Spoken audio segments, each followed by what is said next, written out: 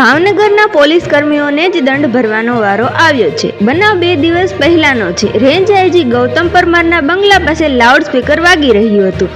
એ સમયે IGA control વિભાગને જાણ કરવા માટે કંટ્રોલ રૂમ પર ફોન લગાવ્યો હતો। જોકે કંટ્રોલ વિભાગમાંથી કોઈ કારણસર આઈજીનો ફોન રિસીવ થયો ન હતો।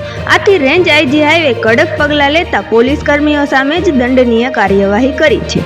પોલીસ સૂત્રો પાસેથી મળતી માહિતી જાણકારી અનુસાર ભાવનગરના 5 ડિવિઝન હેઠળ આવતા પોલીસ સ્ટેશનમાં રાત્રિના સમયે જેમની ડ્યુટી હતી તે અધિકારીઓને પણ 15 થી 20 હજાર સુધીનો દંડ ફટકારવામાં આવ્યો છે।